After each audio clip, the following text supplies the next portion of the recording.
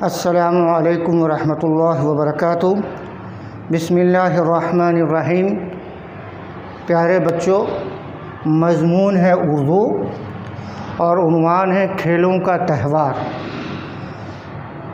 تو کھیلوں کا تہوار آپ کی اردو کتاب صفحہ نمبر 30 اور 31 پر ہیں۔ میں ریڈنگ کر رہا ہوں، آپ لوگ غور سے دیکھیں، بعد میں آپ لوگ بھی اس کو ریڈنگ کرتے رہیے گا۔ تو یہ بڑا ہی دل فریب منظر ہوتا ہے۔ دنیا کے کسی نامی گرامی اسٹیڈیم کو خاص اہتمام سے سجایا جاتا ہے، لاکھوں لوگ وہاں جمع ہوتے ہیں، فضا میں تالیوں کی گونج ہوتی ہے، لاکھوں کیمروں کی فلیش لائٹ جگمگ کر رہی ہوتی ہیں۔ پوری دنیا سے تشریف لائے ہوئے کھلاڑی قدم سے قدم ملا کر اسٹیڈیم میں داخل ہوتے ہیں، اور کھلاڑیوں میں سب سے آگے ملک یونان کے کھلاڑی کھڑے ہوتے ہیں، کیونکہ اس تقریب میں ملک یونان کو خاص اہمیت حاصل ہے۔ اس کے بعد انگریزی حروف تہجی کے مطابق بقیہ ملکوں کے کھلاڑی ہوتے ہیں، جبکہ سب سے آخر میں میزبان ملک کے کھلاڑی ہوتے ہیں۔ بے شمار کبوتر چھوڑے جاتے ہیں۔ کبوتر خوشی سے پھڑپھڑاتے ہوئے انسان کا شکریہ ادا کرتے کھلے آسمان تلے بکھر جاتے ہیں۔ اب دلوں کی دھڑکنیں تیز ہونا شروع ہو جاتی ہیں۔ سب کی نظریں اس خاص کھلاڑی پر ہوتی ہیں جو ایک خاص مشعل لے کر اسٹیڈیم میں داخل ہوتا ہے۔ یہ خاص مشعل سورج کی کرنوں سے روشن کی جاتی ہے۔ خاص مشعل ایک کے بعد ایک کھلاڑی کی طرف منتقل ہوتی ہے اور آخر کار وہ میزبان ملک کے کھلاڑی کے پاس پہنچ جاتی ہے اور دیو ہیکل مشعل روشن کی جاتی ہے۔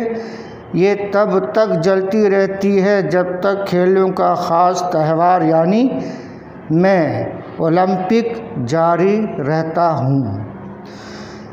جی ہاں، میں کھیلوں کا تہوار اولمپک ہوں۔ آئیے آج میں آپ کو اپنی آپ بیتی سناتا ہوں۔ شاید یہ حد عیسیٰ علیہ السلام کی پیدائش سے 1253 عیسوی سال پہلے کا زمانہ تھا، جب پہلی بار ہرکولیس نے میرا آغاز کیا تھا۔ اس کا کوئی تاریخی ثبوت تو نہیں ہے، پر کہا یہی جاتا ہے کہ 776 عیسوی قبل مسیح سے ہر 4 سال کے بعد اولمپک کھیل یعنی میرا کا اہتمام باقاعدگی سے کیا جاتا تھا، جو تقریباً 1 مہینے تک جاری رہتا تھا۔ ابھی اوپر آپ نے پڑھا کہ اولمپک کھیلوں میں یونان کو خاص اہمیت حاصل ہے۔ اس کی وجہ یہ ہے کہ یہی وہ ملک ہے جہاں میرا جنم ہوا۔ یہاں تک کہ میرا نام اولمپک بھی یونانی لفظ اولمپیا سے نکلا ہے، جس کے معنی یونان کے ہی ہیں۔ یونان میں ہر 4 سال ادبی اور ورزشی مقابلوں کا آغاز ہوا، تو علاقے کے نام اولمپیا کی مناسبت سے ہی میرا نام اولمپک پڑا۔ مجھے ابتدائی سے ایک تہوار کے طور پر منایا جاتا تھا۔ پورے یونان میں اعلان کیا جاتا تھا کہ اولمپیا کے مقابلے شروع ہونے والے ہیں۔ اعلان سنتے ہی ملک کے گوشے گوشے سے لوگ مقابلے میں شرکت کے لیے آتے تھے۔ کھیلوں کے مقابلے میں حصہ لینے والوں کے لیے یہ ضروری شرائط ہوتی تھیں کہ کھلاڑیوں نے کوئی جرم نہ کیا ہو، وہ اچھے کام کرتے رہے ہوں اور اچھے اور صاف ستھرے کردار کے مالک ہوں۔ کم از کم 10 مہینے انہوں نے مقابلے کی تیاری کی ہو اور آخری مہینہ اولمپیا ہی میں گزرا ہو۔ ان شرائط سے یہ ظاہر ہوتا ہے کہ میرا مقصد صرف کھیلوں میں شرکت کرنا ہی نہیں تھا، بلکہ نوجوانوں کو گناہ اور برائی سے دور رکھتے ہوئے تعمیری سرگرمیوں کی طرف راغب کرنا تھا۔ یہی نہیں، ان کی جسمانی صحت کا بھی معائنہ کیا جاتا اور ان سے یہ عہد بھی لیا جاتا کہ وہ پوری دیانتداری اور ایمانداری سے کھیلوں میں حصہ لیں۔ ان تمام شرائط پر پورا اترنے کے بعد جو بھی کھلاڑی کھیلوں میں حصہ لیتا وہ ظاہر ہی ہے بہت معزز سمجھا جاتا تھا۔ اس کو یونانی رسم و رواج کے مطابق سب سے بڑے اعزاز سے نوازا جاتا۔ ان کے سر پر زیتون کی پتیوں کا تاج سجایا جاتا، ان پر نظمیں کہی جاتی، ان کے مجسمے بنتے، عوام ان کی تعظیم میں جلوس نکالتے، غرض یہ کہ پورا ملک ان کی عزت کرتا۔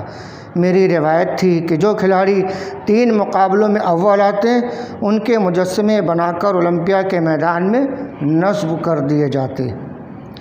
جب یہ فاتح کھلاڑی اپنے اپنے شہروں میں واپس جاتے تو ان کا پرجوش استقبال کیا جاتا۔ عام راستوں کے بجائے ان کھلاڑیوں کے لیے شہر کی فصیل توڑ کر راستہ بنایا جاتا تھا۔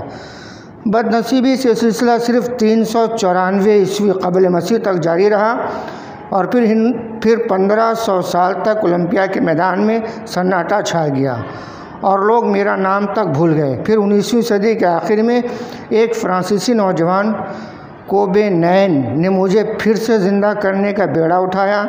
وہ اولمپیا آیا جہاں اس نے میری تاریخی کہانی سنی جو اس کو بہت پسند آئی۔ اس نے سوچا کہ کیوں نہ ان کھیلوں کے تہوار کو پھر سے شروع کیا جائے۔ 1894 عیسوی میں دنیا بھر سے کھیلوں کے نمائندوں کو جمع کیا اور ان سے اپنے خیال کا اظہار کیا۔ انہیں بھی یہ خیال بہت پسند آیا۔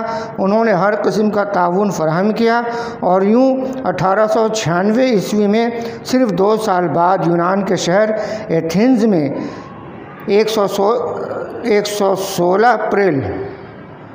16 اپریل 1896 کو میرا دوبارہ جنم ہوا۔ اس بار صرف 13 ملکوں کے کھلاڑیوں نے شرکت کی۔ پھر ہر چوتھے سال میرا انعقاد ہونے لگا اور میری مقبولیت بڑھتی گئی۔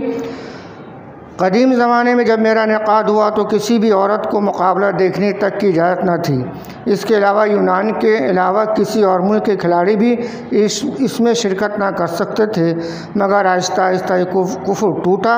اب ہر ملک، ہر مذہب سے تعلق رکھنے والے کھلاڑی میرے تہوار میں شریک ہوتے ہیں۔ 1908 عیسوی تک کہ میں دنیا بھر میں مقبول ہو چکا تھا۔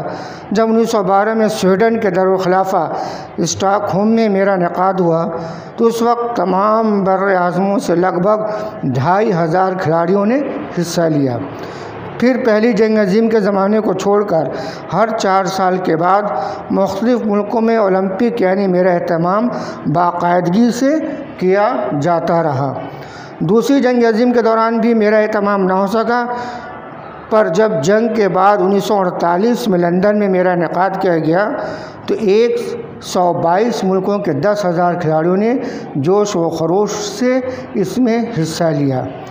اولمپک یعنی میرا کا ایک جھنڈا بھی ہے۔ میرا جھنڈا ابھی خاص نکات کی ترجمانی کرتا ہے۔ اس کی سفید زمین امن کی نشانی ہے، جبکہ اس پر بنے 5 ایک دوسرے سے ملے ہوئے دائرے بنے ہیں۔ یہ دائرے براعظم ایشیا، آسٹریلیا، یورپ و شمالی امریکہ اور جنوبی امریکہ کی ترجمانی کرتے ہیں۔ ان دائروں کے رنگوں میں نیلا، پیلا، کالا، سبز اور لال رنگ شامل ہیں۔ ان 5 رنگوں میں ہر ملک کے جھنڈے کا کوئی نہ کوئی رنگ شامل ہے۔